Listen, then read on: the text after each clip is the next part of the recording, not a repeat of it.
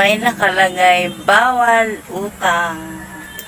Kasi yun na nga, bawal utang, pero meron talaga pang uutang. So, normal talaga siya sa tindahan na merong utang. Ang hirap talaga. Ang hirap talaga hindi magpautang. Ikaw yung may-ari ng tindahan, pero nahirapan, parang ang hirap-hirap tumanggi sa mga uutang. So, ito yung ating guys. Okay sana kung enough yung budget or meron kaming pantapal, pero wala kasi kailangan pa kasi i-improve yung tindahan kasi nalugi yung tindahan namin dati sa doon sa Davao. Kaya ngayon dahan-dahan naming inaayos yung aming tindahan kasi pangit talaga pag nakasanay mo ng may tindahan. So ang pangit na mawala yun. So kaya sinisikap natin na maayos pa itong tindahan na to kasi wala akong work, walang work si mister. Ayan. So, ayan ito. May nakalagay na bawal utang. Okay na yun kasi wala tayong magawa. Kasi tindahan, normal na meron talagang utang kasi maawa ka din. Kailangan lang kasi i-control yung mga utang. Lalo na beer, ayan. Pero pag pagkain, bigas, okay lang yun. Pero kundi lang kasi wala tayong budget na pangtapal doon. Okay.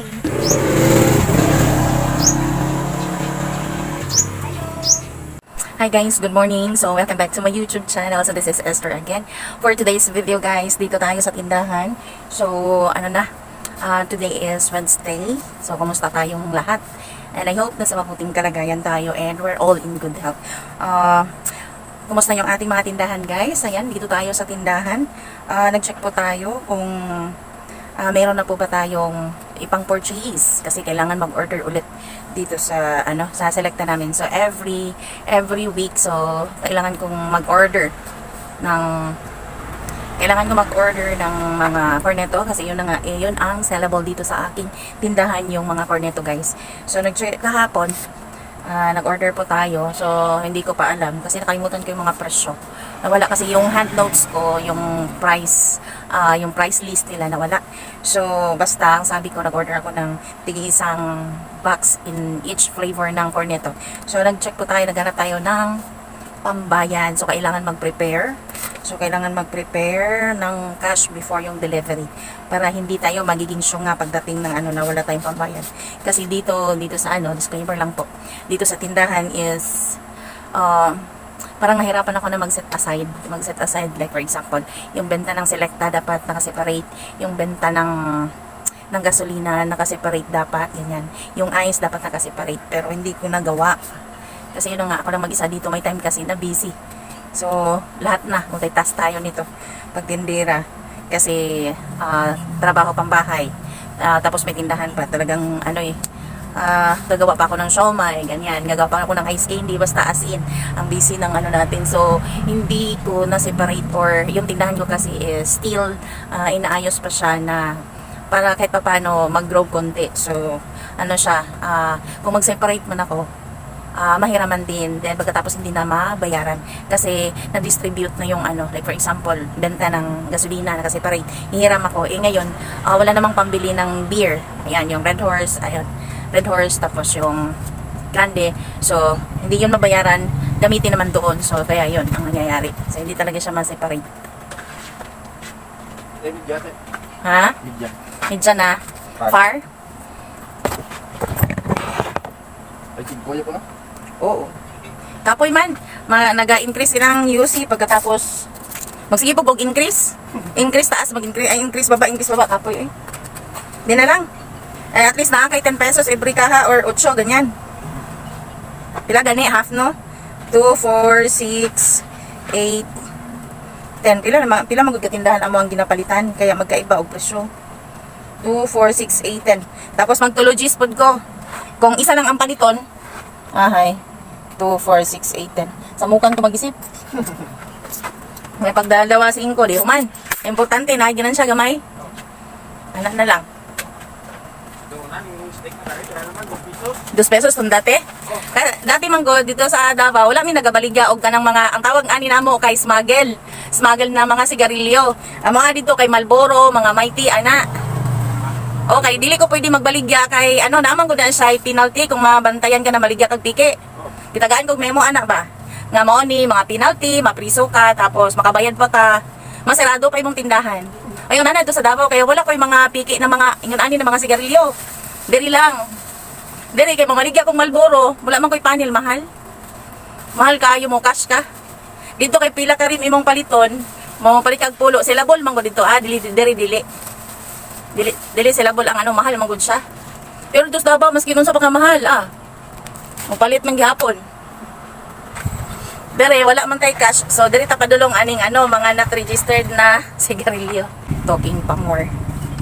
So ayan, continue tayo balik. Balik tayo guys. 8, 9, 10, 11, 12, 13, 14, 15, 16, 17, 18, 19, 20, 150, 2150. So, I don't know kung magkano yung babayaran natin. So, 2150 sana.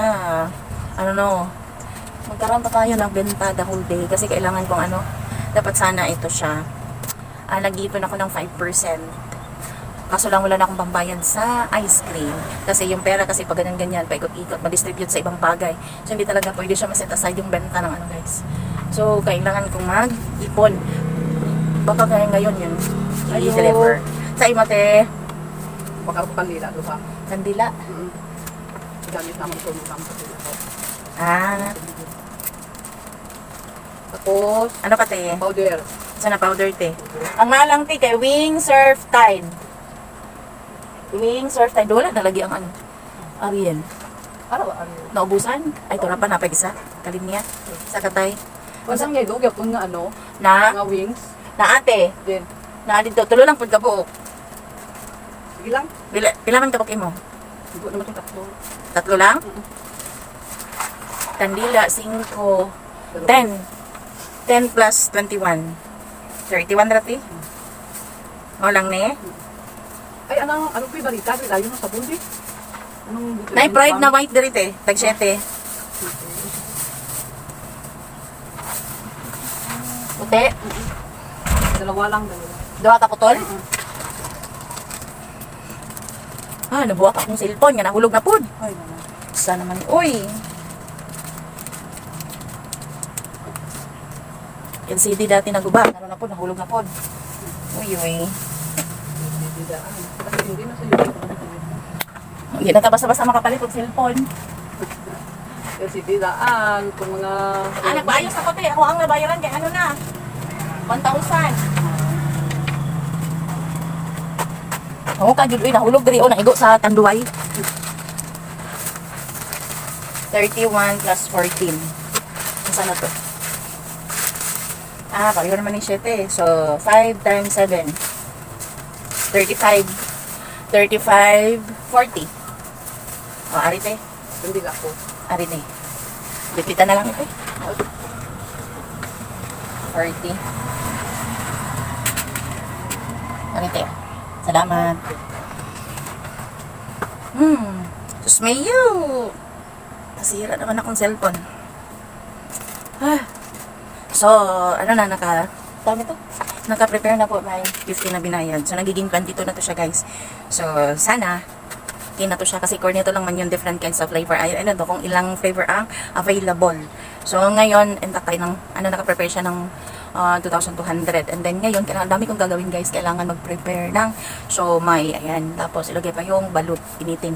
So, ngayon, tapos ako naggawa ng ice para may benta naman tayo. So, ito lang muna guys. Ang buhay talaga,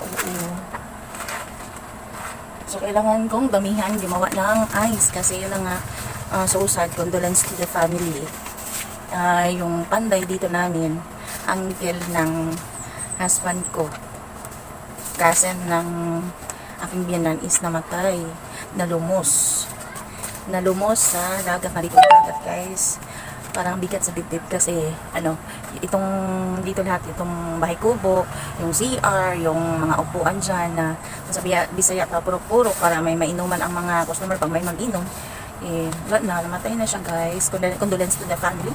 So ayan, ito lang muna yung natin, ito lang muna yung prepare na tayo for the ice cream. Kahapon dapat sana daw. Dapat early ako nag-order kasi kahapon may schedule na nag-deliver dito sa lugar namin. Ngayon, I don't know kailan nila i-deliver. Dapat mag-deliver siya this week kasi wala nang laman kung ano-ano na lang yung nilagay ko doon sa aking ice cream, guys. Kahit ano-ano lang nilagay ko doon. Mga ice candy, ganyan. Tutulayan lang nilagay ko kung maraming bakante.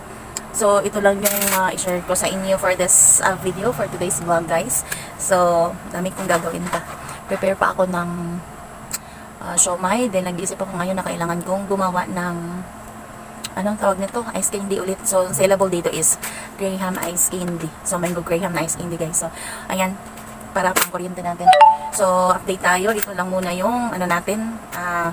So, naka-prepare na po ako ulit sa ice cream. Then, mamayang hapon naman, yung iisipin naman is, kailangan makabili pa tayo ng tanduay, yung mga Red Horse, Grande, kasi yun na nga pagkagabi.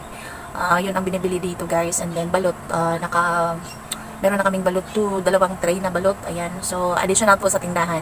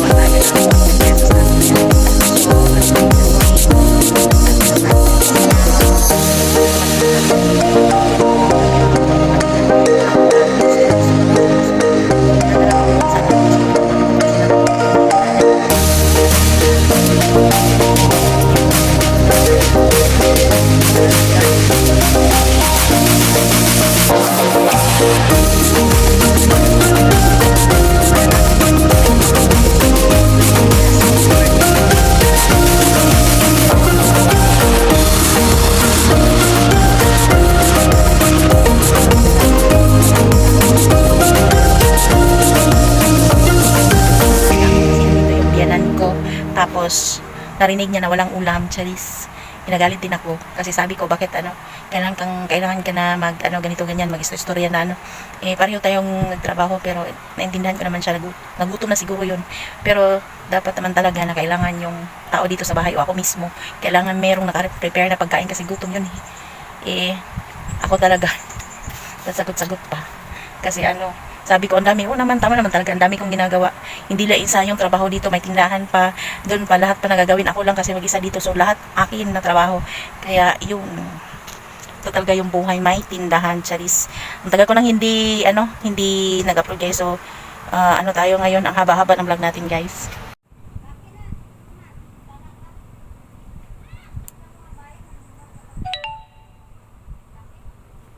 So, time check tayo guys is 3:30 in the afternoon. Mainit pa dito guys. So, ngayon, ang gaga na yun. So, today, hindi na-deliver yung ating ice cream. So, dumating yung panel ng beer. Dali kong tinawagan si Selecta kung mag-deliver ba ngayon o hindi. Yun. Yung naipon ko na pera for ice cream, ito na naman. So, ginamit ko naman din sa may beer. So, ayan.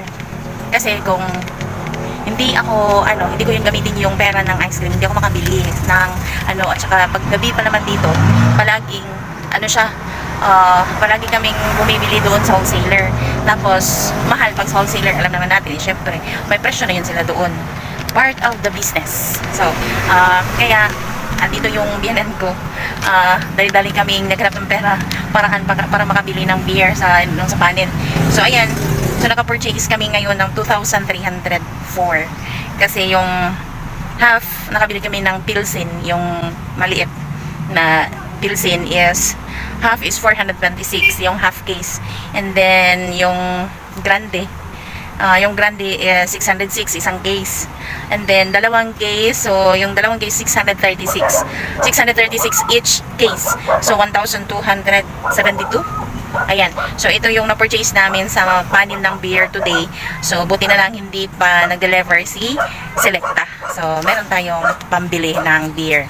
So, ito yung kaganapan natin today. So, hindi ko naisip na dito yun sila dati. Sa kalimutan ko sabi, yung schedule nila dito is every Wednesday and Saturday. So, ngayon, merong lamay doon. Yung, nalumos na relatives nila. si Uncle Buday. So, maraming bumibili dito pag gabi na, lalo na beer. So, ayan, pinagsamantala namin kanina na, merong panel. So, ayan, bumili kami ng, ayaw ko sanang bumili. Kaso lang, andito yung biyanan ko, sabi na, kailangan kong bumili. Pero sabi ko, wala akong funds, wala akong budget. Pero buti na lang, yung utak ni Esther, na, daling nakaisip na, yung pera ng ice cream. So, para sure, tinawagan ko si Selecta kung mag-deliver. Sabi, bukas pa daw. So, yun. So, thankful kasi naka-purchase tayo ngayon ng 2,304. So, yun. So, ayan, ito muna yung update. So, parang bigat sa loob. So, thank you so much and condolence again to the family. So, parang so sad, siya.